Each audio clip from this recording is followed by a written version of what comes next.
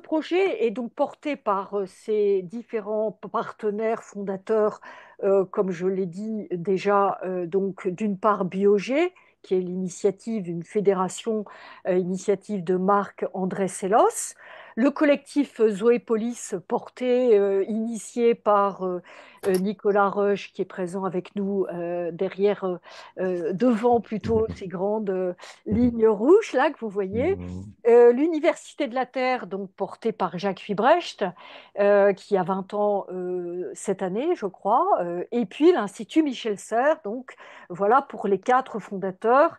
Et donc ce projet est un projet qui se veut à la fois culturel et politique, pour un véritable tournant dans les mentalités, dans un esprit de sécurisation. Ça paraît peut-être étonnant pour certains d'en appeler à la question de la sécurité. Si nous avons appelé cette plateforme Vivant Futur, c'est que nous savons que la condition de notre avenir, nous les humains, c'est de compter sur l'ensemble des autres humains, de tous les écosystèmes, de tous les liens qui se sont tissés bien avant nous, les bactéries, l'émergence de la photosynthèse, enfin toute l'histoire de l'évolution dans laquelle les humains sont arrivés très très récemment. Et donc l'humilité est absolument à l'ordre du jour aujourd'hui pour nous resituer à la fois dans notre histoire et dans des espaces qui, je dirais, se reçoivent, nous permettent de nous recevoir, je dirais, des milieux et de reconnaître nos interdépendances et comment notre environnement nous permet de vivre.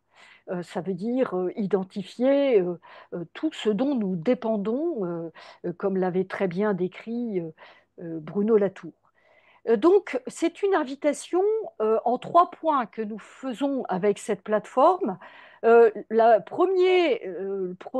Première condition, si l'on peut dire, la première aspiration, c'est de sortir de l'anthropocentrisme qui nous ratatine, en fait, hein, nous isole, qui détruit même nos sociétés si nous pensons hors sol, au-dessus même des milieux. Et donc, cette question de rétablir les liens qui nous font vivre est absolument essentielle. Le deuxième niveau, c'est mieux connaître les êtres vivants et les milieux. C'est un enjeu qui paraît très simple, mais on se rend compte que la sensibilité que nous avons aujourd'hui aux êtres vivants, la connaissance que nous avons et de leur existence et de leur comportement et de leur durée de vie et de leur rythme et de leurs conditions même d'existence, tout ça est très très peu présent dans notre culture. C'est ce que j'appelle, moi, dans le cours que je donne en deuxième année à CY, c'est le tournant relationnel, c'est-à-dire le fait de considérer cette valeur relationnelle qui est négligée, qui est même totalement oubliée, sauf quand arrive la Covid et qu'on se rend compte qu'il y a des professions invisibles qui sont dans le soin, qui permettent justement de maintenir beaucoup d'équilibre et qui permet la santé commune dont je viens de parler.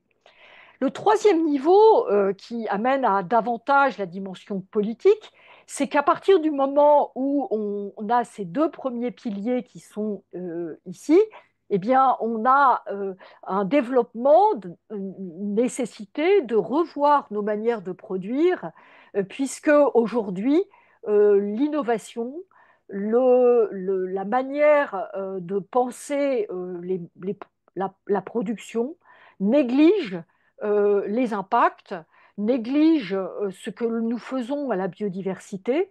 Et donc, c'est toute la question aujourd'hui de se réveiller pour se dire, OK, je fais un business, mais je contribue aussi au maintien de mon activité et aussi des sociétés dont mon activité dépend. Si on voit très bien que énormément d'entreprises, je crois que c'est 72% des entreprises qui dépendent de la biodiversité. Évidemment, on pense aux métiers les plus proches de l'alimentation, l'agriculture, le soin, les soins donc évidemment médicaux, mais les soins aussi, le bien-être, la mobilité, l'habitat, les échanges, et tout ça, toutes ces alliances qu'il faut essayer d'inventer, doivent se repenser sans éreinter les milieux vivants. Alors, là, ces trois volets, vous êtes certainement en train de vous dire, mais ça veut dire quoi, hein? Une plateforme numérique qui a une intention politique et culturelle, ça va se décliner comment? Eh bien, elle va se décliner par des récits, par des histoires nous allons sélectionner, expliciter, euh, euh, mettre en valeur. Donc, je vais développer Pardon, c'est... les différents niveaux, ces différentes démarches, ces différentes explicitations vont rendre tangible en fait ce que j'ai appelé tout à l'heure l'humanisme écologique, c'est-à-dire à la fois l'attention aux humains, à la fois je dirais le développement d'une production qui soit compatible avec les milieux, et donc le monde vivant dans le soutien de ses potentiels, de ses continuités, de sa diversité. J'ai pris ici trois exemples pour que ce soit très concret, qui explicitent trois dimensions de cet humanisme écologique, de ces récits que nous voulons faire. Des récits qui vont adresser la thématique du soin, soin pour les sols, soin pour l'alimentation. La deuxième thématique, c'est développer un monde commun. Je vais le réexpliciter. Et le troisième niveau concerne la redistribution, la démarchandisation, qui est de plus en plus appelée par des politiques dans l'espace public. Et donc les exemples que je vous propose, donc pour la première dimension, euh, c'est cette approche qui permet de soigner. Euh, eh bien, la ceinture verte, c'est une initiative d'une structure qui s'occupe de développer des maraîchers autour des villes, dans un esprit d'ailleurs de sécurité, dans un esprit locavore, dans un esprit aussi évidemment d'alimentation saine, sur des sols qui vont ne pas, qui vont rester vivants. Et donc cette ceinture verte a un modèle tout à fait particulier de mobiliser public et privé pour mettre à disposition 2 hectares, je crois que c'est des échelles assez réduites, pour des maraîchers, pour qu'ils puissent être donc réaliser des cultures de légumes et aussi de fruits. Le deuxième exemple, eh bien, c'est celui tout simplement du collectif Nourrir, Nourrir qui comprend plus de 50 associations et qui se bat de manière de plus en plus ample pour protéger nos milieux du recours aux pesticides, hein. On sait aujourd'hui combien il y a un problème aigu dans le développement des maladies chroniques issus sans doute de la détérioration de notre environnement. Or, le droit à un environnement sain fait partie des obligations aujourd'hui de toute politique publique. Le deuxième exemple que je prends ici pour le développement d'un monde commun, c'est un exemple tout récent développé par Green Lobby qui est piloté par Valérie Gramont, qui a lancé la Ligue. La Ligue, c'est-à-dire une dynamique collective pour développer une sorte de législation d'intérêt général qu'elle va démarrer avec divers partenaires à l'automne. Ça me semble être véritablement intéressant de concevoir des lobbies pour l'intérêt général, hein. C'est ça que ça veut dire, la Ligue. La troisième démarche, eh bien, c'est l'exemple de la sécurité sociale de l'alimentation qui m'est apparue extrêmement intéressante dans l'idée d'avoir des collectifs qui existent d'ailleurs déjà, puisqu'il y a une expérimentation en Gironde, à Lyon, dans une région, un village qui s'appelle Cadenet, donc avec des choses extrêmement avancées, puisque ça fait partie d'une demande législative.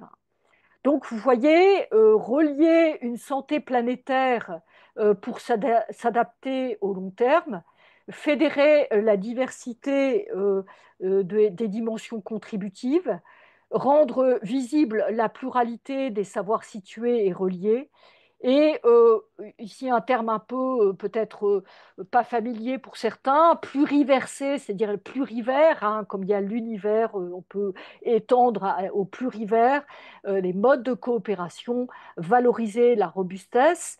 Et nous aimerions que ces récits, que ces partages d'expériences soient progressivement travaillés avec un référentiel. Peut-être qu'on pourrait imaginer d'indexer ces différentes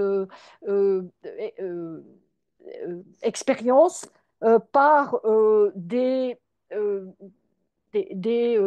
niveaux enfin comment dire, de niveau de qualité à la fois de coopération, de qualité de robustesse, de qualité liée à la santé planétaire, de qualité long terme. Vous voyez différents indicateurs qu'il faudrait essayer de rallier tous ensemble pour essayer d'avoir des expériences les plus probantes possibles.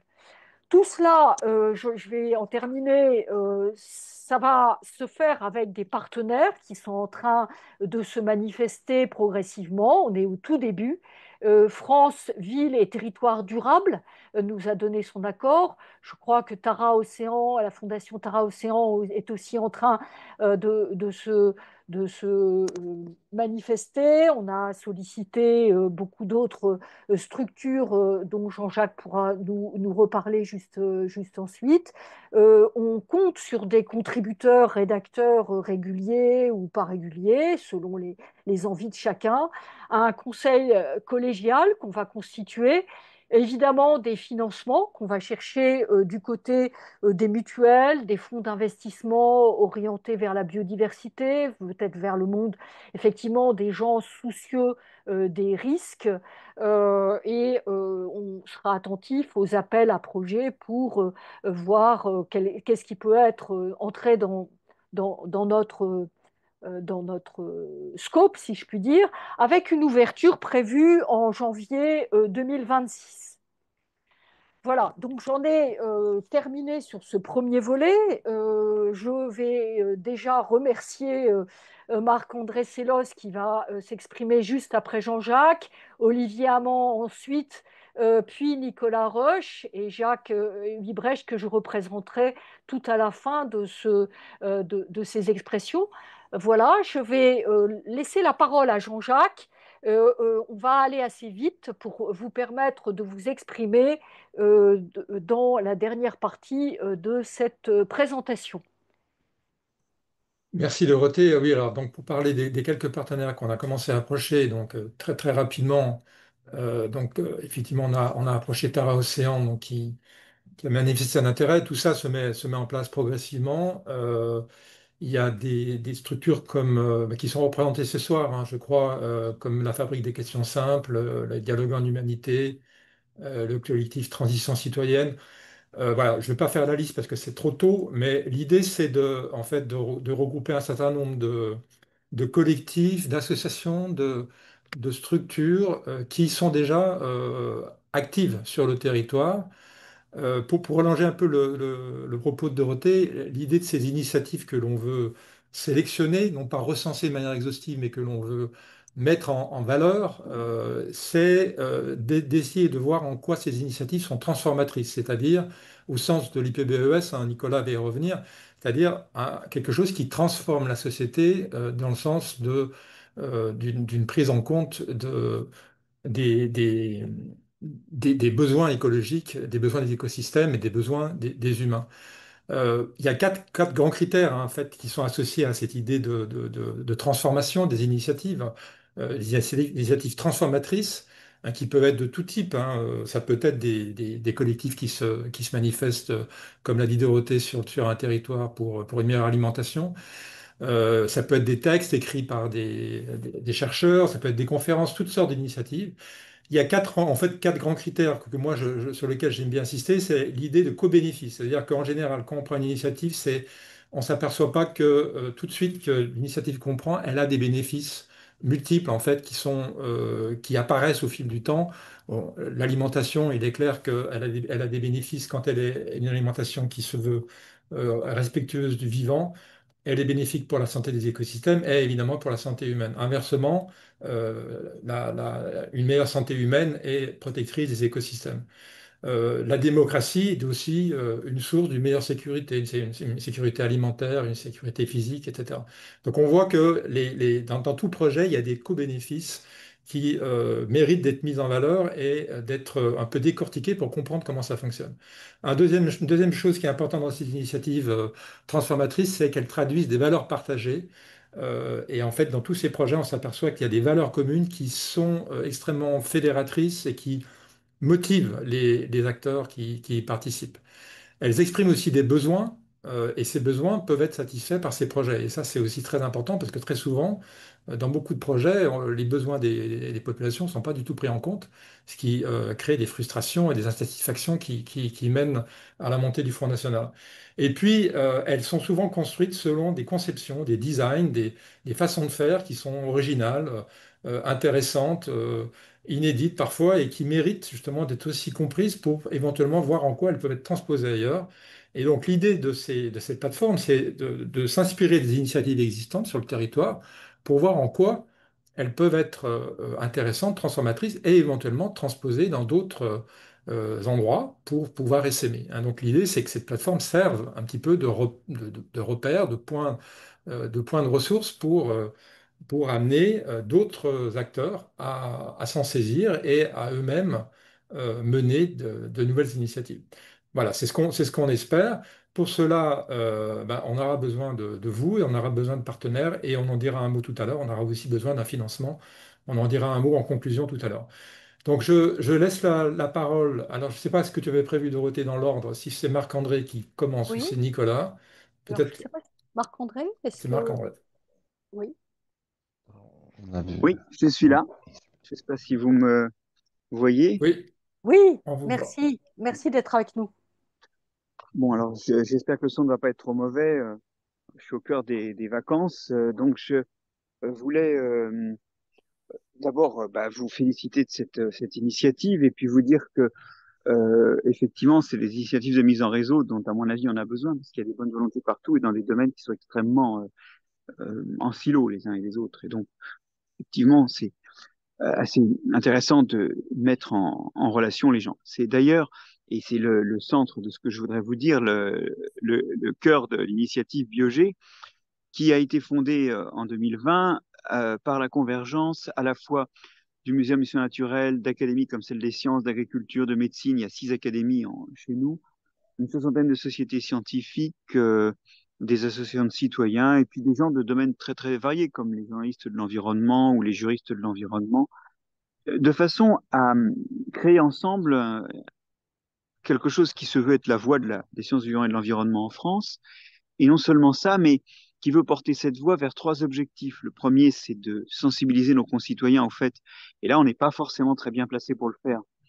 Euh, on a peut-être besoin justement de plateformes comme celle dont on parle aujourd'hui, euh, au fait que nos disciplines sont porteuses de solutions et pas simplement dénonciatrices de problèmes, ce que nous ne savons pas toujours expliquer bien, et ce que les journalistes, d'ailleurs, ne nous laissent pas toujours bien expliquer, occupés qu'ils sont à parler des causes des problèmes plutôt que des solutions. Le premier objectif, c'est donc expliquer aux gens, et nous le faisons notamment à travers un festival annuel à Rouen, plus des festivals à droite à gauche. On en a eu un sur l'agroécologie à Bordeaux récemment, mais l'an prochain, par exemple, à Rouen, le 4 et le 5 octobre, avec un 3 octobre dédié aux scolaires, nous allons parler de quelle alimentation pour la santé de demain, en montrant des solutions. Donc, ça, c'est le premier axe. Et cet axe, nous l'incarnons aussi par des tribunes, des prises de position et quand on en a l'occasion, quelques plateaux télé. Le deuxième axe, c'est d'essayer de développer l'enseignement des sciences du vivant et de l'environnement en France, des sciences qui permettraient aux citoyens de mieux comprendre les enjeux, sans parler d'une complexité dont ils sont aujourd'hui la victime, alors qu'elle pourrait être un outil, ou en tout cas, alors qu'elle est nécessaire à comprendre ce qui se passe. Cette complexité du vivant nécessite des formations. Or, aujourd'hui, il n'y a pas de programme au primaire, il y a 1 heure par semaine dans le secondaire. Nous nous battons avec beaucoup de difficultés pour essayer de développer les horaires dévolus aux sciences du vivant et de la terre, les horaires dévolus à la compréhension du vivant. Et ça commence d'ailleurs par des heures de simple sensibilisation qui demandent plus des artistes et des médiateurs variés que des scientifiques au primaire. Donc, deuxième axe, développer l'enseignement. Et troisième axe, l'interdisciplinarité. Alors, cette interdisciplinarité explique que nous ayons choisi le nom de Michel Serres.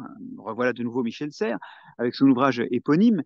Et avec l'autorisation de ses héritiers, nous avons utilisé le nom de Biogé pour bien nous inscrire dans une tradition qui n'est pas une tradition restreinte, étroitement, disciplinairement aux sciences du vivant et de l'environnement.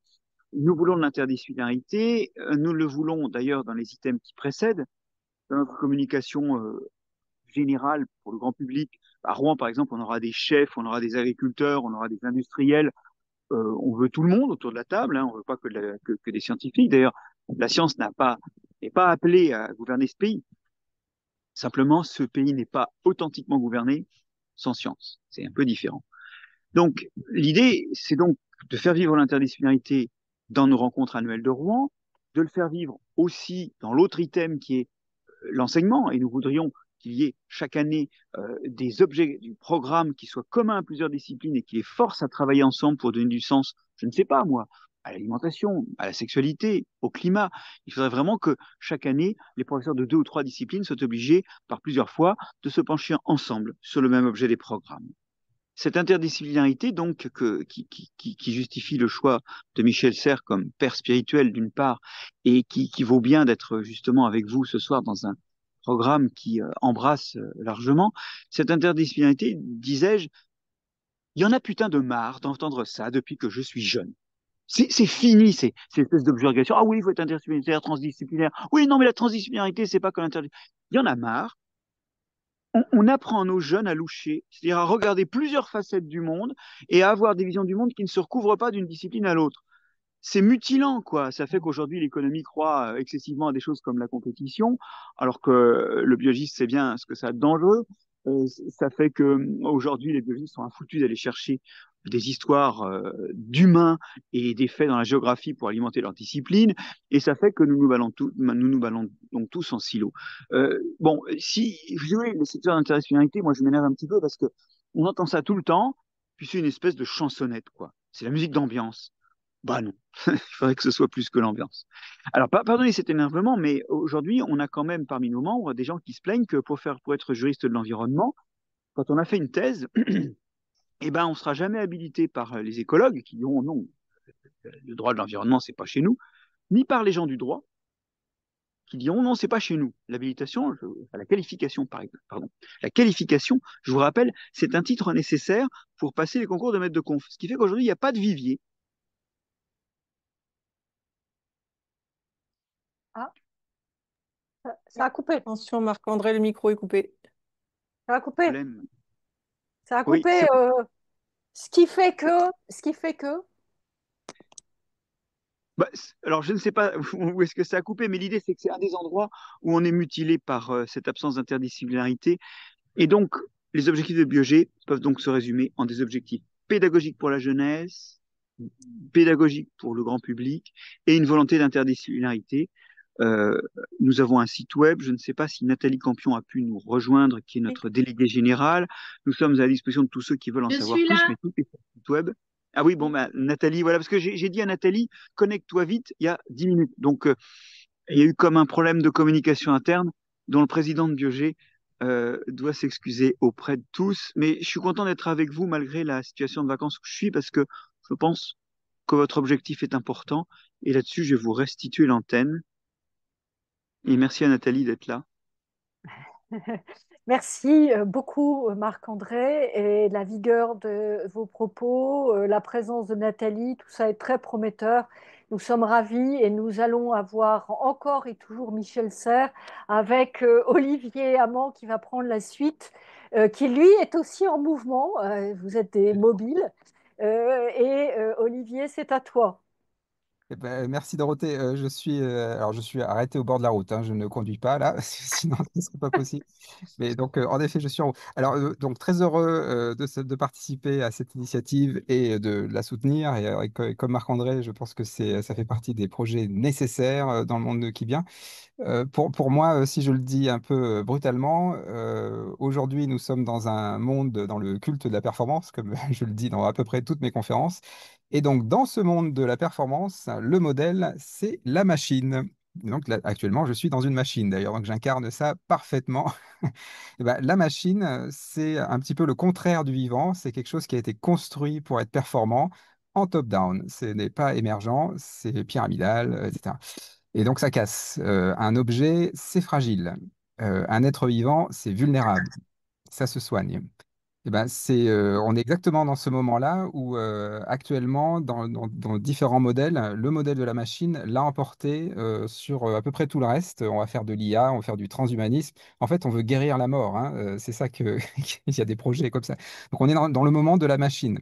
Eh ben, il faut absolument résister. Et donc, c'est un acte de résistance, cette plateforme, à cette injonction. Et il me semble d'un point de vue tactique, Dorothée a utilisé le mot de sécurité. Ben, il faut absolument que nous nous ressaisissions et que notamment nous nous réapproprions le mot de sécurité. C'est-à-dire que la sécurité, c'est quelque chose qui a été hijacké par l'extrême droite et la droite et le centre suivent. Je le dis un peu simplement là, mais c'est quand même incroyable comme ça a percolé, ça a ruisselé, on pourrait le dire. Alors la sécurité, hein, c'est tout simple. La sécurité, au premier ordre, c'est la viabilité du territoire. Voilà. Quand on est en sécurité, c'est que son territoire est viable. Et bien donc c'est plutôt une question de robustesse finalement, et de robustesse inspirée du vivant qui est construite contre la performance. Donc on a gardé des marges de manœuvre. Il y a des redondances, l'hétérogénéité, il y a de la diversité. C'est ça qui est de la sécurité. Et donc la sécurité, quand on la pense en viabilité du territoire, ça devient de la sérénité. Eh ben, c'est quand même nettement plus joyeux comme modèle. Voilà. Mais je ne vais pas tellement en dire plus que ça. Je suis ravi d'être là. Il y a un très bon groupe autour de la table et je vais continuer à vous écouter tout en roulant parce que je suis dans une voiture in-rail et il faut que je la rende. À bientôt. Un grand merci Olivier pour ces propos. Ah bah, c'est pas coup de gueule, là c'est plutôt coup de résistance. Ça me plaît beaucoup, ça nous va très bien. Et Nicolas, ah bah, à toi le troisième, la troisième prise de parole. Je ne sais pas ce que tu vas nous proposer. On est ravis hein, de rejoindre, bien sûr, cette initiative dont on a réfléchi avec Dorothée et Jean-Jacques. Très rapidement, Dorothée, tout à l'heure, vous a parlé que 72% des entreprises européennes dépendent de la biodiversité. Ça représente 3 millions d'entreprises dépendantes de manière critique des services écosystémiques et qui seront confrontées à d'importants problèmes économiques en raison de la dégradation des écosystèmes. C'est ce que nous dit un rapport de la BCE il y a à peine quelques mois. Et l'IPBES a sorti le deuxième volet de son rapport Nexus en décembre dernier, et ils appellent à un changement transformateur hein, qui se définit comme une réorganisation fondamentale et systémique des facteurs économiques, sociaux, technologiques, y compris les paradigmes, objectifs et valeurs de nos sociétés. C'est à peu près hein, ce que nous dit aussi le sixième rapport du GIEC à quelque chose près, qui parle lui aussi de changements transformateurs, de changements de paradigme. Et donc on voit voilà, ce besoin fondamental de tout changer dans nos organisations, nos sociétés, mais aussi la manière dont ça habite nos imaginaires, nos esprits, nos objectifs, nos projets. Michel Serres, on en a beaucoup parlé voilà, disait déjà dans son contrat naturel, nous dépendons de choses qui dépendent de nous. Nous dépendons du climat qui dépend de nous, nous dépendons de la biodiversité qui dépend de nous, nous dépendons de la pollution de l'air par exemple, qui dépend de nous. On est pris comme ça dans des enchâssements, dans des interdépendances avec d'autres êtres vivants, avec les non-humains. Et dans son contrat naturel, il propose une définition, enfin oui, il rappelle plutôt la définition de qu'est-ce que c'est qu'un contrat. Pour faire un contrat, en fait, on n'a pas besoin d'un papier avec un stylo là où on signe à la fin. Ce qui nous exprime, c'est avant tout qu'un contrat, c'est un lien sécurisé. Il parle d'un jeu de cordes qui assure sans langage ce système souple de contraintes et de liberté par lequel chaque élément lié reçoit de l'information sur chacun et sur le système. Et Olivier Hamon a parlé de la sécurité ainsi que la sécurité de tous. Et il donne cette image dans certaines conférences d'alpinistes. Il dit, ben voilà, les alpinistes sont reliés par une cordée. La cordée fait contrat. Et c'est là, et c'est un peu là-dessus que repose cet appel à se relier en réseau. C'est de dire qu'en fait, voilà, sur le territoire en France, il y a plein d'initiatives qu'a décrites et donné des exemples Dorothée. Et ces initiatives, on voit bien comme elles résonnent entre elles et on peut très vite voir les liens sécurisés justement qu'on pourrait tisser à l'image de nos chères araignées, tisser une toile entre tout un tas d'initiatives. Et là-dessus, je vais dire juste un mot sur le design. Nous, on est un collectif, enfin, voilà, sur une association qui propose justement d'utiliser le design comme outil transdisciplinaire. S'il y a bien une pratique de design qui est aujourd'hui largement utilisée, c'est celle de ce qu'on appelle le co-design, co-design de décision. On fait du design des politiques publiques, du design des organisations, du design systémique, mais aussi le design, on peut le définir comme cela, le dessin du dessin DE2SEIN, c'est le dessin du projet, le dessin de l'intention. Et donc, c'est vraiment comme ça qu'on l'utilise dans Zoépolis, en allant chercher différentes parties prenantes et en leur proposant ensemble, comme un groupe de rock ou de jazz dans son garage, là où chacun propose avec son instrument de musique, avec sa voix, avec ses compétences, avec ses savoirs, d'apporter, enfin, d'écrire chacun sa partition et tout ça ensemble fait une musique. Et c'est comme ça que nous, on le conçoit, en fait, c'est-à-dire il faut aller chercher tout un tas d'acteurs, de parties prenantes, de savoir-faire qui sont liés au vivant pour composer ensemble cette partition entre humains et non-humains où on va pouvoir retisser nos interdépendances avec le vivant. Je voudrais juste terminer sur une citation de Elton Krenak qui, dans sa dernière conférence au Collège de France, dit « Il nous faut retrouver confiance dans notre capacité à créer des mondes ». Je crois que là, il y a urgence effectivement à mettre tout le monde autour de la table pour projeter des mondes, et peut-être des mondes plus que des imaginaires, projeter des mondes et tisser et tricoter ensemble voilà, de nouvelles trajectoires. Et merci. Merci beaucoup, Nicolas, pour ces précisions, le rappel de ce à quoi nous appelle le rapport Nexus. C'est vrai que c'est très, très impressionnant de voir qu'il y a cette besoin de transformation avec en fait une assise qui est demandée, une nouvelle assise, qui est une nouvelle boussole, tout simplement, dont chacun des intervenants nous a décrit des éléments d'ingrédients et c'est pas en mettant un peu plus de biologie ou voilà, à un moment donné, c'est la biologie qui fait sens. Non pas en tant que biomimétisme, mais en tant que condition de l'avenir, tout simplement.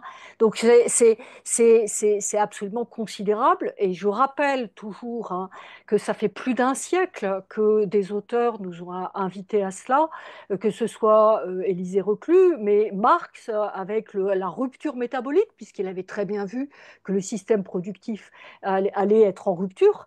quand il a commencé à regarder tous les agronomes. Et puis, le réencastrement de Polanyi, c'était bien ça. Cécile Arthur Pigou, en 1920, avec le dépassement, toutes les externalités, attention, pollueur-payeur, etc. Donc, on a vraiment la nécessité, alors c'est pareil, hein, on pourrait faire aussi un coup de gueule là-dessus, parce que on a beau le dire, on le sait, ça a été écrit, tout le monde l'a compris, on a Michel Serres qui nous a précédés, et en fait, on reste sourd, hein. Et donc, qu'est-ce que peut faire cette plateforme? Eh bien, quand même, c'est que si vous êtes là, c'est que vous êtes chacun dans votre espace, les témoins, les porteurs de relais, de démarches particulières, et qu'en fait, elles font ce monde, elles font les mondes dont vient de parler Nicolas. Voilà.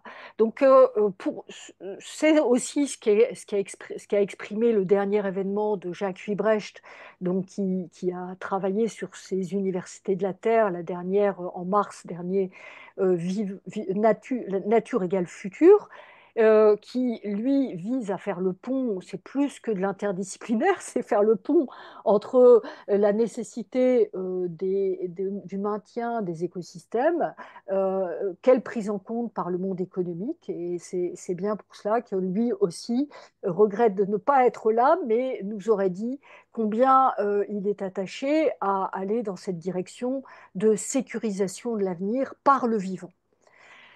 Voilà, écoutez, maintenant, on a pris beaucoup de temps à vous parler de tout cela. Je me tourne peut-être vers euh, Ève et Laure par rapport à, y a-t-il des questions? Les uns et les autres veulent s'exprimer? On n'est pas trop nombreux. Peut-être Laure, qu'est-ce que tu en penses? On peut peut-être laisser ceux qui veulent s'exprimer lever la main Oui, voilà, Alors, il y a déjà une question sur le chat, hein. Il y a Nadine d'Animacop qui a posé une question archipel, point d'interrogation. Donc, j'imagine qu'elle fait référence soit à la structure qui s'appelle l'archipel, soit à autre chose. Donc, est-ce que Nadine, vous voulez prendre la parole et expliciter votre... Oui, oui, non, je faisais juste le lien à la pensée, à l'organisation en archipel avec C'est ça. voilà, c'est juste ça. Quand j'entendais ce qui se disait là, voilà, c'est à ça que ça m'a fait penser. Mais je n'avais pas de question en particulier. J'ai- Alors, c'est vrai qu'il y a déjà beaucoup d'organisations qui ont tenté de faire ce genre de réseau. Il y a des organisations qui font du réseau, enfin, on l'a déjà dit. Évidemment, ce projet Vivant Futur prétend pas se substituer à tous ces réseaux mais au contraire, essayer l'idée de Vivant Futur, c'est de prendre l'axe du vivant, de la culture du vivant, de cet humanisme écologique dont parlait Dorothée, avec le point de repère qui est la santé commune, pour fédérer un certain nombre d'initiatives qui font partie de ces réseaux, pour certaines d'entre elles, et qui méritent d'avoir beaucoup plus de visibilité qu'elles n'en ont actuellement. Le problème actuellement, c'est qu'on est dans un monde médiatique qui passe à côté de ce qui se passe dans les territoires. Les médias nationaux sont complètement déconnectés de ce qui se passe sur les territoires et laissent ça à la presse régionale. Or, la presse régionale, de manière générale, est aussi très peu présente, sauf de manière anecdotique, sur ce qui se passe sur les territoires et en particulier sur ce qui est susceptible de transformer la société. Il y a une sorte de réticence de beaucoup de médias à s'intéresser à ce qui peut remettre en question des modèles économiques dont beaucoup de médias, malheureusement, dépendent. Donc, il y a certainement une réticence fondamentale là-dedans. Donc, l'idée de cette plateforme Vivant Futur, c'est aussi de participer à la mise en visibilité de ces initiatives qui méritent souvent d'être connues beaucoup plus et surtout d'être analysées, comprises pour voir en quoi elles peuvent être source d'inspiration pour d'autres, hein. C'est ça que peut-être on pourrait apporter de plus par rapport à ce que fait l'archipel, qui est effectivement une organisation qui est de mise en réseau intéressante, qui a vraiment une certaine vitalité.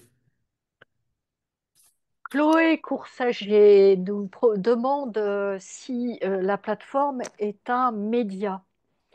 Alors oui, c'est l'intention d'être alors un média au sens oui des médias en ligne, un média centré sur cette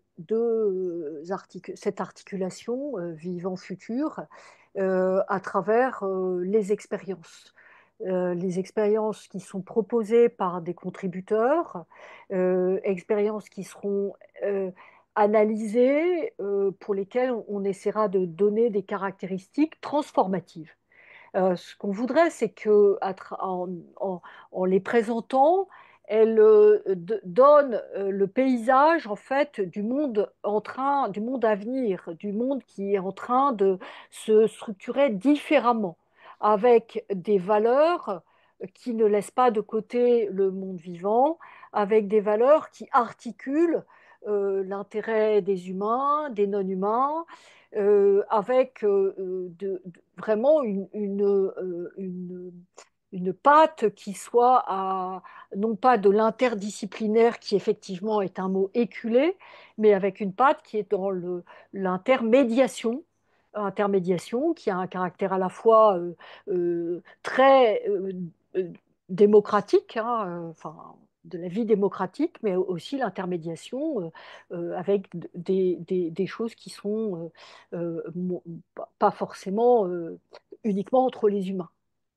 Voilà. Donc, il est probable que la structure de ce média soit organisée par peut-être les éléments de valeur qui comptent. Coopération, santé commune, robustesse, vous voyez, dont vient de nous parler Olivier Amand. Vous voyez, voilà, de façon à ce que dans chaque domaine transformatif, on trouve de quoi alimenter et voir que ça se parle ensemble, ces différentes choses.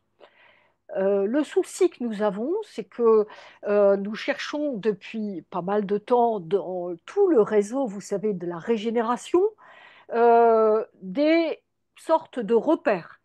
Et justement, les repères, ce ne sont pas écrits et ce sont les expériences qui les portent. J'ai interrogé beaucoup de spécialistes de Michel Serres récemment pour leur demander mais quel serait ce fameux contrat naturel? Qui l'a écrit? Est-ce qu'on ne pourrait pas l'écrire? Et la réponse a été toujours la même. Mais le contrat naturel, et c'est ce qu'a dit Nicolas, hein, il se fait par de la résonance entre des personnes, par cette sécurisation des liens qui n'est pas forcément avec un stylo rédigé. En tout cas, on en est là. Il y a une question à qui s'adresse la plateforme, quelle cible, et aussi une réflexion sur le bénéfice lecteur, utilité du contenu pour démultiplier, plus fiabilité scientifique. En fait, c'est à voir aussi qu'est-ce qui serait le plus utile. Enfin, il y a cette idée de création de réseau, enfin, de mettre en lien, de sécuriser les liens, de donner à voir des initiatives en quoi elles ont spécifiquement sur leur territoire été pertinentes, quels étaient les manques, qu'est-ce qui a permis que ça fonctionne au mieux. Euh, voilà, aussi quels sont les besoins pour aider l'initiative à grandir. Il y a tous ces champs qu'il faut qu'on construise ensemble pour les rendre les plus pertinents et que chaque fiche projet, entre guillemets, puisse être un inspirant, être utile dans l'idée de pouvoir bah, éventuellement passer à l'échelle, importer des idées dans d'autres territoires. Donc ça s'adresse à la fois aux acteurs engagés hein, sur les gens qui agissent et qui pourraient comme ça avoir cette visibilité. Et aussi, pourquoi pas, évidemment, donner à voir les transformations à l'œuvre pour les personnes qui n'ont pas idée de toute cette effervescence. Donc, il y a à la fois les deux.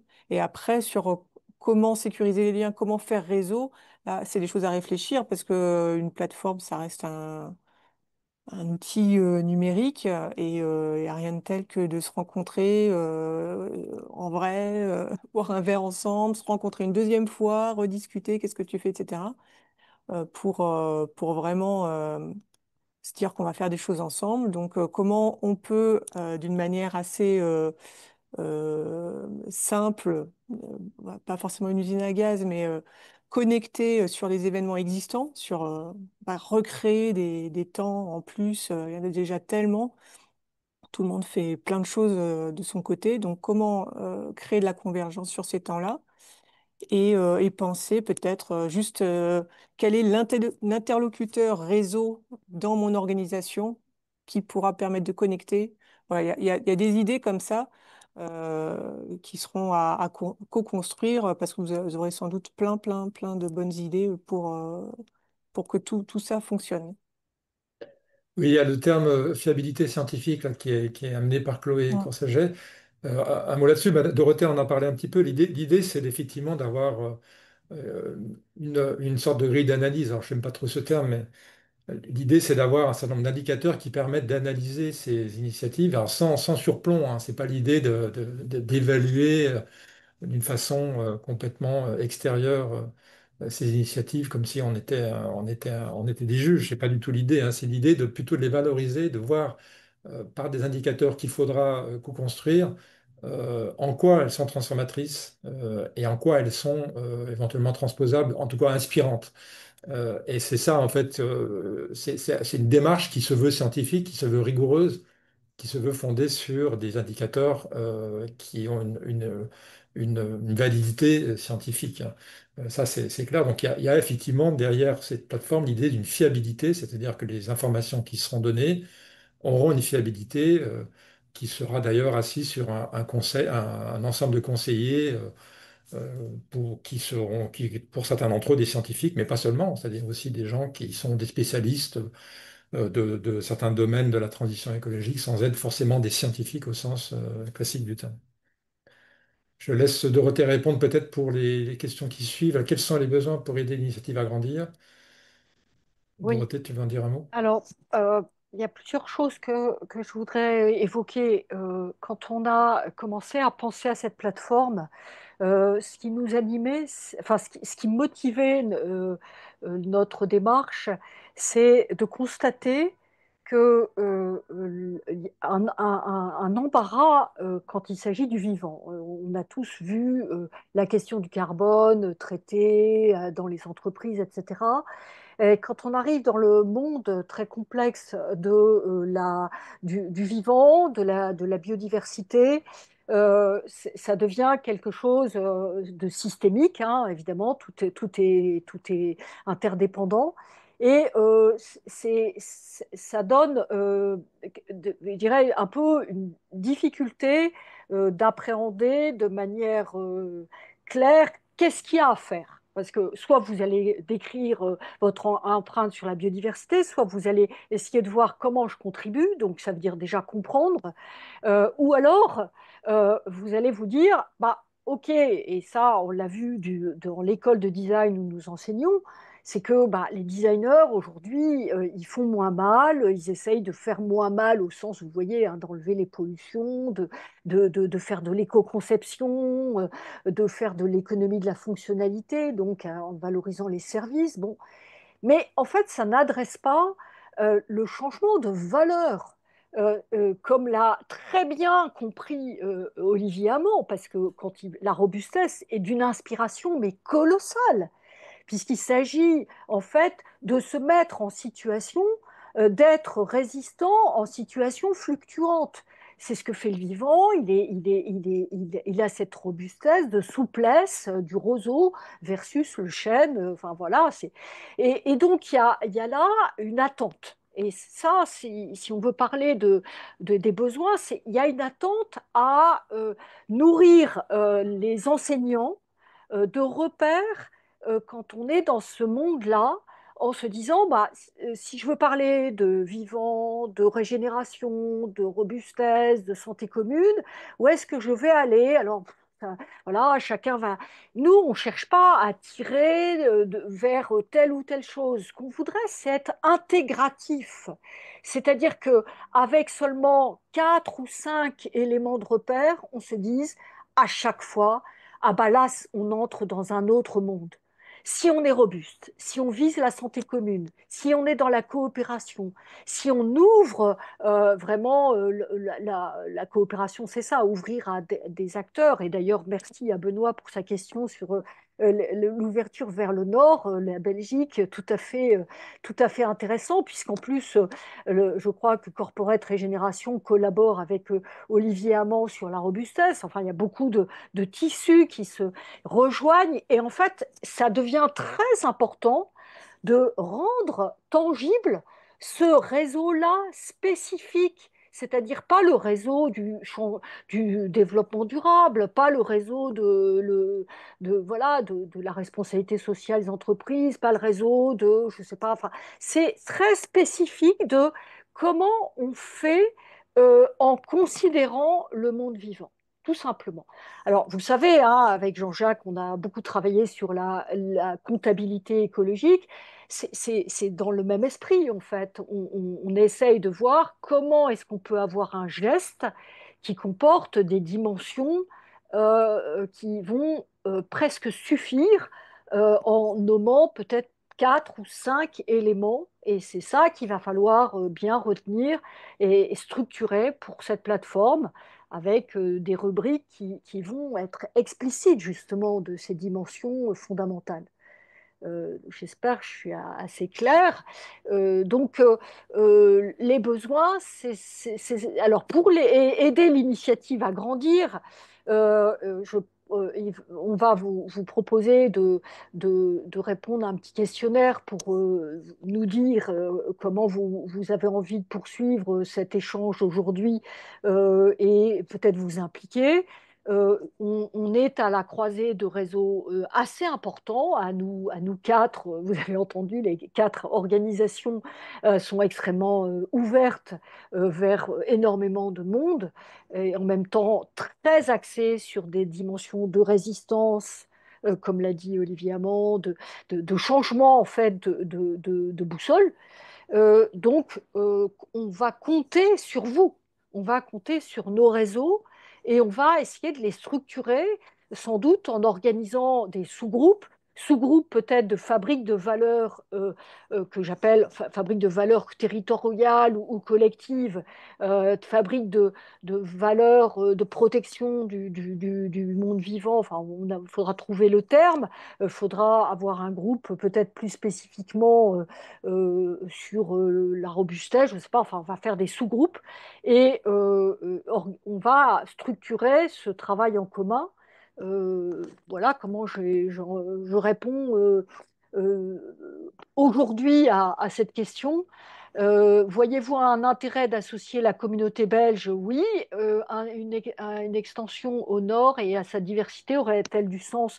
Bah, elle aurait du sens pour une culture un peu différente, hein, il me semble, Benoît, avec des manières de faire autres, et puis surtout des acteurs qu'on ne connaît pas. Donc, ta collaboration, oui, elle est tout à fait importante. Est-ce que tu veux dire un mot pour préciser ce que tu as en tête? Oui, mais je pense que la question du vivant, elle n'a pas de frontière, hein. Oui, Oui, oui, Clairement, bah, pourquoi les pas une problématiques, plateforme mondiale? oui, oui, Voyons grand, hein, moi, oui, oui, tout à fait. Et il faut donc, aller voir je pense que le globe. si, comment je dirais, on est un peu plus petit, ça met déjà un peu de diversité et je pense que ça peut être rien que de manière conceptuelle, ça a déjà, je pense, une certaine valeur. Mais je pense qu'en plus, on est sur enfin, on se connaît bien, Dorothée, et tu parlais de Corporate Regeneration avec Olivier, Vincent, etc. Ben, on est en collaboration très, très régulière avec eux. Ils font partie de notre réseau aussi. Donc, il y a toute une communauté qui est là et qui ne demanderait qu'à échanger et à construire avec votre projet, quoi, et en être partie prenante. merci, merci. Euh, alors, est-ce que quelqu'un veut répondre à la question comment sera défini le succès de la plateforme? J'aime beaucoup cette question. Euh, Nicolas, peut-être? très Hein. difficile de répondre. L'idée, c'est pas d'avoir un succès, enfin, c'est pas de mesurer un succès. Enfin, On va pas retomber dans la je performance. c'est quelque chose qui va se co-construire, donc on verra bien. C'est pas, voilà, on n'est pas là pour pouvoir avoir une note. En tout cas, réussir, ça voudrait dire quoi si on utilise un autre terme?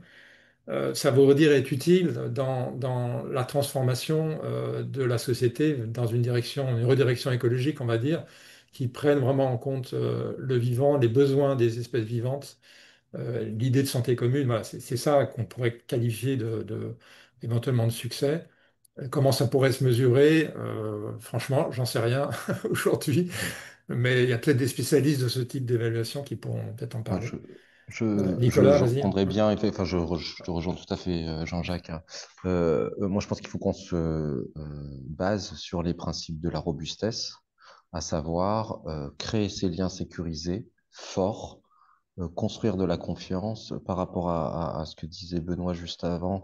L'idée de cette plateforme, c'est vraiment, voilà, Benoît parlait qu'il y avait déjà des réseaux. On a notre réseau, pardon, hop, donc Animacop, par exemple. Donc voilà, on a des réseaux qui existent et donc c'est de structurer un réseau de réseaux et de sécuriser ces liens entre les réseaux, faciliter les communications, faciliter les gens et mettre en synergie en fait toutes ces dynamiques. Et le succès, à mon avis, il viendra de ces bases de sécurité. En fait, ça naîtra naturellement. Ouais, tout à fait. C'est une bonne façon de dire les choses, effectivement. Hop. Euh, alors, on va pas trop déborder, Dorothée, peut-être pour, comme on essaie de tenir un peu le temps. Bien sûr. Euh, Alors, oui, la plateforme peut-elle aider à penser, imaginer, développer des projets de territoire? Oui, évidemment, du point de vue vivant, c'est bien l'idée, hein, c'est bien l'idée d'aider, d'inspirer, d'aider à imaginer, voilà, de servir éventuellement de tremplin pour d'autres initiatives. Euh, voilà, sur les aspects juridiques qui sont donnés ensuite, on verra peut-être ça par la suite. Euh, voilà. Alors, je vais juste poster là le lien dont Dorothée a parlé. Donc, il y a un questionnaire qu'on a mis en ligne, pardon, euh, voilà, pour toutes les personnes ou les structures intéressées. Il y a un petit questionnaire si ça vous intéresse, je le poste là, on vous l'enverra hein, de toute on vous façon. l'enverra par ailleurs, mais vous pouvez déjà le Voilà. noter. Si vous voulez y répondre, ça vous prend 5-10 minutes. Ça permettra déjà pour nous de savoir si, voilà, c'est comment vous voyez ce projet, cette plateforme. Et pour vous, peut-être aussi de réfléchir à la façon dont vous pourriez éventuellement vous y impliquer d'une façon ou d'une autre. Là, c'est vraiment une plateforme ouverte. Chacun peut y faire ce qu'il veut avec le temps qu'il souhaite y investir. C'est vraiment très souple et fait pour être co-construit. Alors, peut-être pour terminer, il faut juste dire un mot de la condition, parce que comme l'a dit Dorothée d'emblée, cette plateforme n'existe pas. Elle est à co-construire et l'idée, c'est quand même donc on trouve de l'argent pour la faire fonctionner, parce qu'on ne peut pas faire fonctionner une plateforme comme ça sur le bénévolat uniquement. Il faudra recruter un ou une coordinatrice qui permettra d'animer la plateforme dans un premier temps et peut-être ensuite pouvoir développer une équipe, une réelle équipe. Donc, on envisage de faire appel à un certain nombre de structures que l'on va contacter pour trouver, dans un premier temps, autour de 50 000 euros pour pouvoir lancer la plateforme et commencer à financer une première rémunération correcte pour un ou une coordinatrice qui serait quelqu'un qui a quand même une petite expérience de ce type d'animation, ou une bonne expérience, on va dire, de ce type d'animation, et qui évidemment serait très motivé par ce type de projet. Voilà, Alors, l'ouverture janvier 2026, ça c'est l'horizon, reste effectivement à le concrétiser. Voilà, je ne sais pas si vous avez alors, il y a des je, dernières je- questions qui restent, et puis on va peut-être boucler, Il non? il y a juste Nicolas et Nadine, c'est ça, qui sont Ouais. intervenus au sujet des droits d'auteur, etc. Bien sûr qu'on regardera de près, vous avez raison d'alerter sur bah, le respect des licences, etc., de ce qu'il faudra faire. Hein. Tout ça va se faire progressivement. Bon, Jean-Jacques a une expérience assez ancienne d'édition et de journalisme comme moi d'ailleurs. Donc, on va essayer d'utiliser un peu nos réflexes, si on peut dire, même si les choses ont beaucoup évolué. En tout cas, c'est une première réunion. On voulait vous en faire part parce on pense qu'il est très important d'être de manifester cette dynamique à l'heure d'aujourd'hui pour être prêt en janvier. Donc, ça veut dire que là, en septembre, on reviendra vers vous, etc. Ça veut dire aussi que les partenaires, les structures qui veulent être partenaires, n'hésitez pas, si vous pensez à des personnes qu'on n'aurait pas mises autour de la table, de nous les mentionner. Merci pour l'idée de mécénat de compétences, Vianney, tout à fait, effectivement. Et donc, on se retrouvera, on fera certainement un deuxième webinaire en septembre pour peut-être dire où on en est. Mais surtout, ce qui est très important, c'est peut-être avant de partir tous en vacances, de répondre à ce petit questionnaire pour qu'on ait une base pour, dès le 15 août, commencer à organiser un peu les choses et progresser. Juste pour terminer, vous dire que par ailleurs, hein, je l'avais mentionné dans un post il y a quelque temps, se monte un laboratoire de prospective pour le vivant, donc avec Jacques Huybrecht donc, et d'autres partenaires. Donc là aussi, c'est une sorte de travail d'analyse du monde qui se fabrique de manière pas forcément toujours très visible, mais qui prend des nouvelles bases de valeurs. Donc là aussi, un chantier qui est en cours de montage. En tout cas, moi, je voulais terminer, je tiens à remercier pour terminer ce webinaire les différents fondateurs et notamment l'appui très fort de toi, Nicolas, de ton équipe, qui est extrêmement précieuse, et de l'énergie très juste que vous avez des égards pour le vivant, pour les humains et de votre manière de faire. Ça va nous être très précieux, même au niveau de l'esthétique de cette plateforme, l'esthétique si on peut dire, en tout cas du design, Mhm. et qui va nous aider. Voilà, je pense qu'on a Merci. fini de cette présentation. Un grand merci à tous et je vous souhaite un bel été et avec des belles découvertes assez revigorantes. Merci à tous.